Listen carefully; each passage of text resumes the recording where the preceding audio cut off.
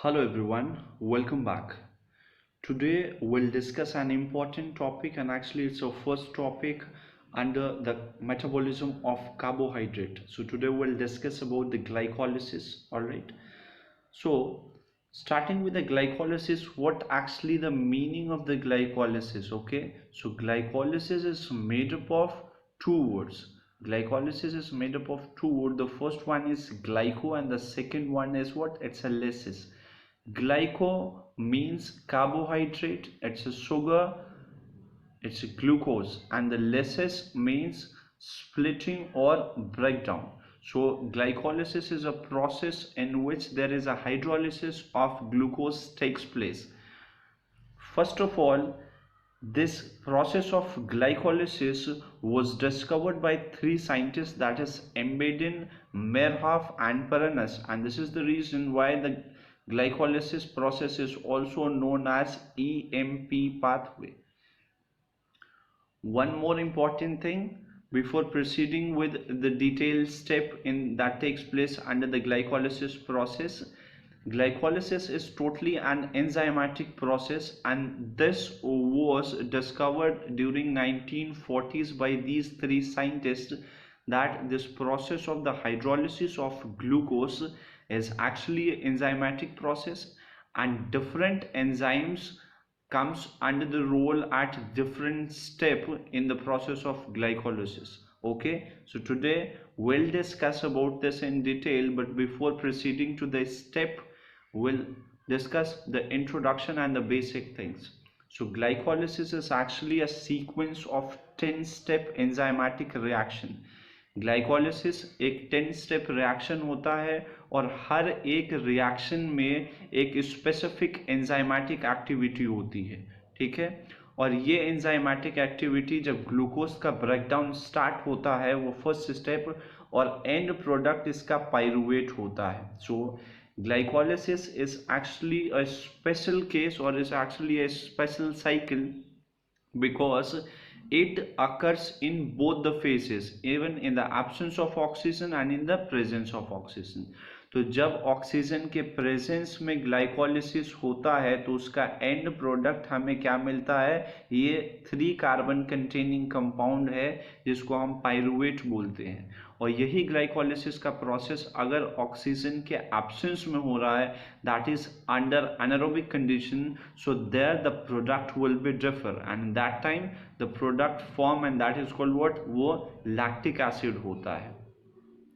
जितने भी enzymes process जो प्रेजेंट होते हैं ग्लाइकोलिसिस को इनिशिएट करने के लिए, रेगुलेट करने के लिए, ऑप्टिमाइज करने के लिए, वो सारे के सारे एंजाइम्स जो होते हैं वो साइटोप्लाज्म में प्रेजेंट होता है। नीट में सबसे पहला और बेसिक क्वेश्चन अगर इस टॉपिक से आता है, so the first question that the enzymes that plays a role in the glycolysis present at which part of the cell, or which component of the cell. So all the enzyme which plays a role in the glycolysis is present in the cytosol. glycolysis cytosol में होता है, cytoplasm में होता है, all right? Okay, so lactate to pyruvate, ये चीज़ मैंने आपको बताया अभी। लैक्टेट जो फॉर्मेशन होता है वो अंडर एनारोबिक कंडीशन में होता है, और पायरुवेट का फॉर्मेशन एरोबिक रेस्पिरेशन के प्रोसेस में होता है। तो ग्लाइकोलिसिस जो है एक सेंट्रल पाथवे होता है। सेंट्रल पाथवे किसके लिए? ग्लूकोज का मेटाबॉलिज्म करने के लिए। ग्लूकोज का हाइड्रोलिसिस होगा, और ग्लूकोज के ब्रेकडाउन होने से, इसके हाइड्रोलिसिस होने से, with the help of different enzymes, इसका जब ब्रेकडाउन होगा तो उस प्रोसेस से हमें एटीपी फॉर्मेशन होता है, और एटीपी हमें एनर्जी प्रोवाइड करता है। अब आप ये ग्लाइकोलिसिस के 10 स्टेप रिएक्शन हैं। सबसे पहले आप देखो ग्लूकोज है, ये ग्लूकोज प्रेजेंट है। इस ग्लूकोज का हाइड्रोलिसिस होगा, and this glucose will convert into glucose 6 phosphate. Glucose का हाइड्रोलिसिस होगा, इसका ब्रेकडाउन होगा, और ये ग्लूकोज 6 फॉस्फेट में कन्वर्ट हो जाएगा। लेकिन ये जो प्रोसेस ऑफ कन्वर्जन हो रहा है इसमें स्पेशल एंजाइम्स रोल प्ले करते हैं, और इस फर्स्ट स्टेप के अंदर जो एंजाइम आता है उसको हेक्सोकाइनेज बोलते हैं, और यहाँ पे एटीपी से एडीपी फॉर्म हो रहा है। सो एटीपी से एडीपी फॉर्म होने का मतलब है यहाँ पे आप एनर्जी को इन्वेस्ट कर रहे हो। सो this is investment phase, energy को आप इन्वेस्ट कर रहे हो। यहाँ पे एनर्जी आपको मिल नहीं रही है, आप एनर्जी को इन्वेस्ट कर रहे हो। फिर ऐसे ही सेकेंड स्टेप होगा, थर्ड स्टेप होगा, fourth step, fifth step, 6, 7, 8 and 9, and the last step that comes here is what, it's a pyruvate.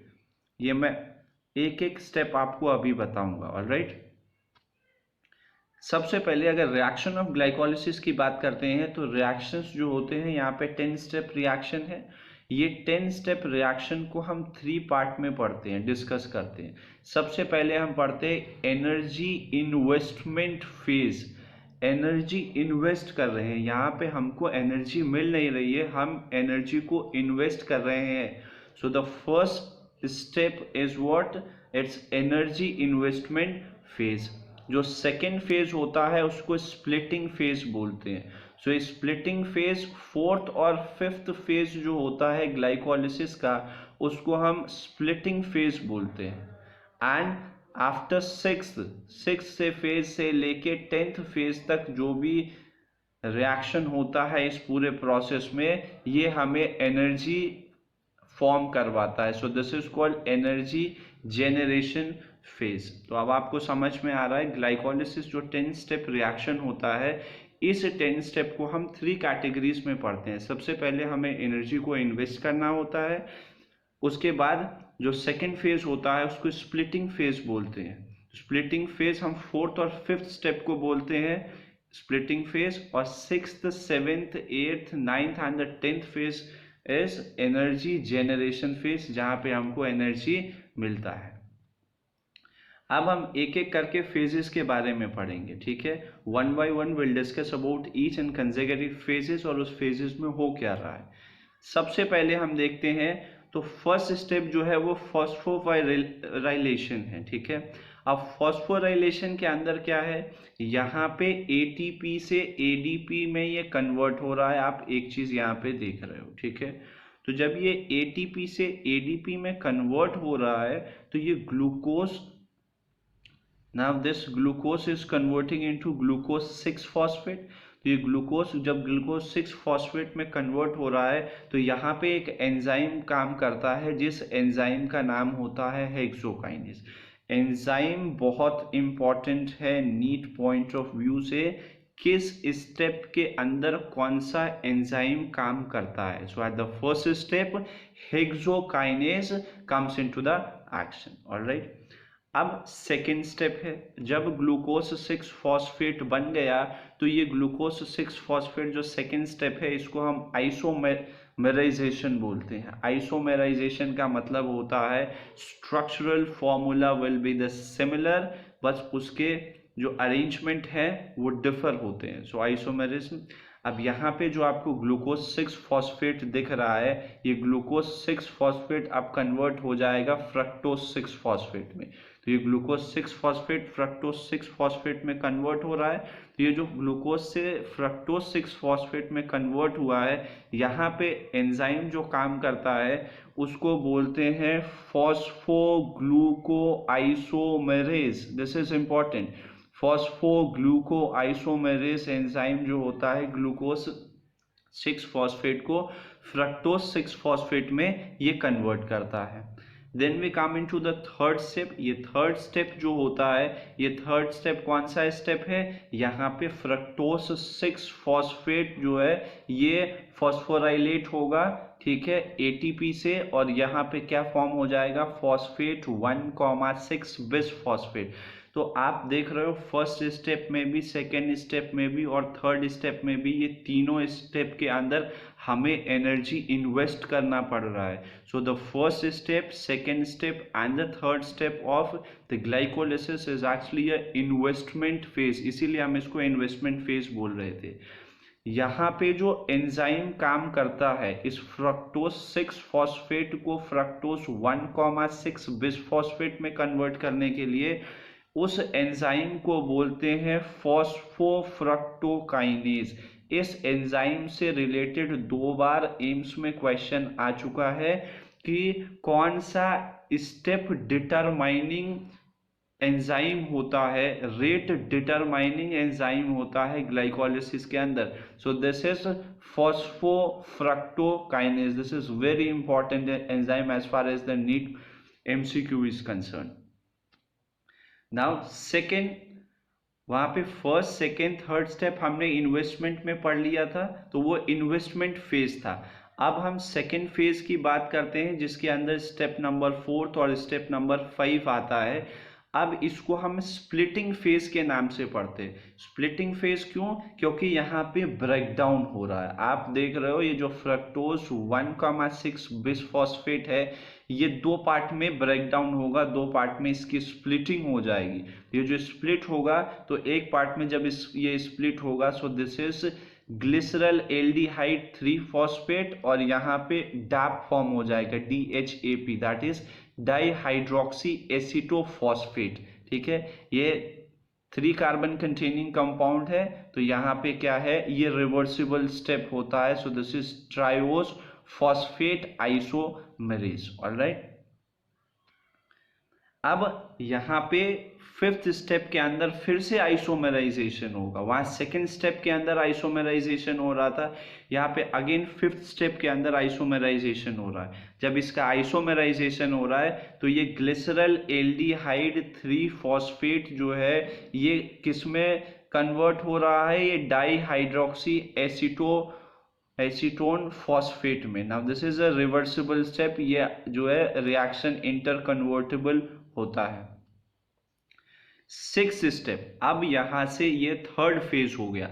6th 7th 8th 9th 10th ये 3 के ये थर्ड फेज में अब यहाँ पे हमें क्या मिलेगा, अब यहाँ पे हमें एनर्जी फॉर्म होगा और वो एनर्जी हमें मिलेगा। अभी तक हम क्या कर रहे थे, फर्स्ट स्टेप सेकेंड स्टेप और थर्ड स्टेप के अंदर क्या हो रहा था, वहाँ हमने एनर्जी को इन्वेस्ट किया था।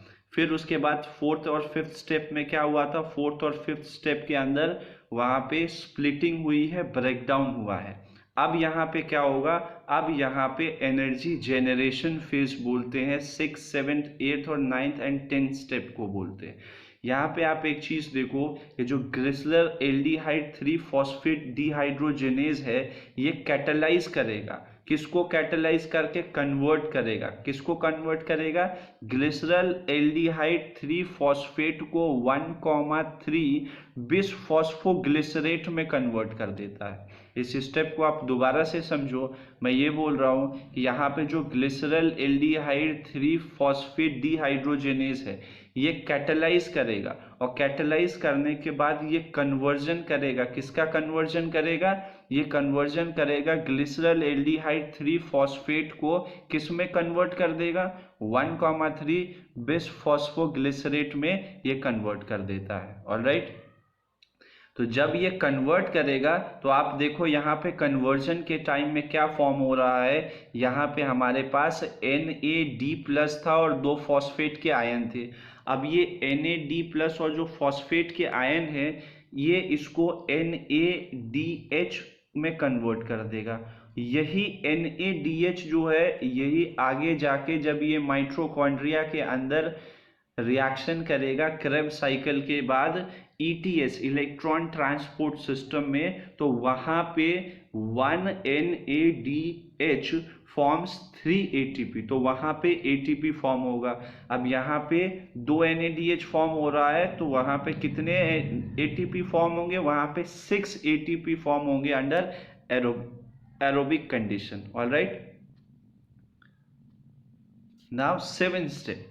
7th स्टेप के अंदर क्या होगा, 7th स्टेप के अंदर ये आगे फिर कन्वर्ट कर देगा 1,3 बिसफॉस्फोग्लिसरेट को, ये कन्वर्ट करेगा किसके अंदर, 3 फॉस्फोग्लिसरेट। अब यहाँ पे फॉस्फोग्लिसरेट को कन्वर्ट कर रहा है तो कन्वर्जन में क्या हो रहा है, आप देखो ये ADP से ATP फॉर्म हो रहा है। जहाँ पे स्प्लिटिंग हुई थी, जहाँ पे स्प्लिटिंग हुआ था, ब्रेकडाउन हुआ था, जो कि फोर्थ स्टेप था ग्लाइकोलिसिस का, उस फोर्थ स्टेप ऑफ ग्लाइकोलिसिस के अंदर जो वहाँ पे उसकी ब्रेकिंग हुई है, वहाँ उसके बाद जो हमें फर्स्ट एनर्जी जेनरेशन मिल रहा है वो इस स्टेप में मिल रहा है। तो इसलिए जब एडीपी से डायरेक्ट एटीपी का सिंथेसिस होता है उसको हम बोलते हैं substrate level of phosphorylation. This is also important thing.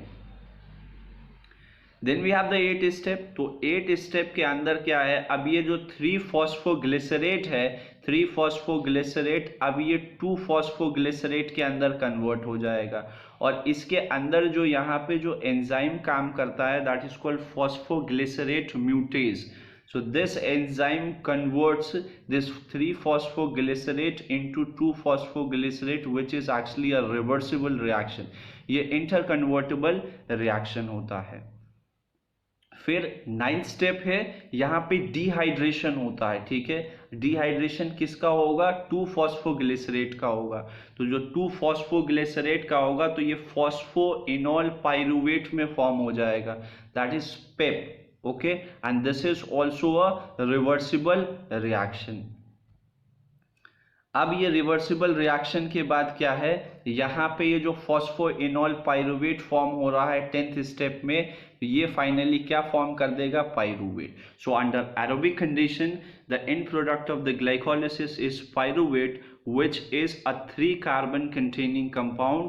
तो 2 मोल ऑफ पाइरुवेट यहाँ पे फॉर्म होगा, और यहाँ पे भी एनर्जी फॉर्म होता है जो एटीपी फॉर्म हो रहा है, और इसको सेकेंड सबस्ट्रेट लेवल फॉस्फोराइलेशन बोलते हैं, ठीक है। ये चीज हो गया। अगर आप ओवरऑल देखते हो, ओवरऑल प्रोसेस अगर आप इसको देखोगे तो यहाँ पे क्या है, ग्लाइकोलिसिस के प्रोसेस को क्यों इम्पॉर्टेंट है। सबसे पहली बात, ग्लूकोज को ऑक्सीडाइज करके पाइरुवेट में फॉर्म करना, और यही पाइरुवेट जो है अपने आप को कन्वर्ट करके एसिटाइल को बनाएगा, और एसिटाइल को फॉर्म होने के बाद वही एसिटाइल को ये साइटोप्लाज्म से माइटोकॉन्ड्रिया के अंदर चला जाएगा, जहाँ पे क्रेब्स साइकिल इनिशिएट होती है, पहली बात। दूसरी बात, ये NAD+ को रिड्यूस करके NADH फॉर्म करता है। यही NADH जब मैट्रिक्स में जाएगा तो इलेक्ट्रॉन ट्रांसपोर्ट सिस्टम में ये ATP सिंथेसाइज करेगा। एक NADH जो होता है वो 3 ATP सिंथेसाइज करते हैं। तो थर्ड वन, ADP से फॉस्फोराइलेट होके ATP फॉर्म होता है। अगर आप टोटल बैलेंस देखते हो कि number of ATP form in the process of glycolysis, तो एरोबिक कंडीशन के अंदर 6 to 8 ग्लूकोज फॉर्म होते हैं under aerobic condition.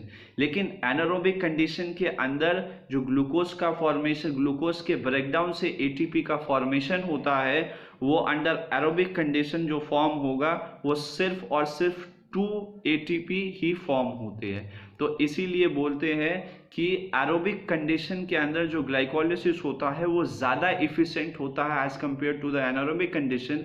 It is because कि एरोबिक कंडीशन के अंदर ATP के प्रोडक्शन का जो नंबर होता है वो ज़्यादा होता है, किसके कंपैरिजन में, एनारोबिक कंडीशन के कंपैरिजन में। और यही एक रीज़न है कि बैक्टीरिया के अंदर ATP या जो प्रोकैरियोट्स होते हैं उनके अंदर ATP का जो सिंथेसिस होता है वो कम होता है as compare to the higher vertebrates like human beings, क्योंकि हमारे अंदर ये जो ATP सिंथेसिस का प्रोसेस है वो तीनों स्टेप में होता है, जो कि ग्लाइकोलिसिस फर्स्ट स्टेप है जो कि साइटोप्लाज्म में होता है, second step is Krebs cycle that takes place in the mitochondria, and the third step that is electron transport system which also takes place in the mitochondria।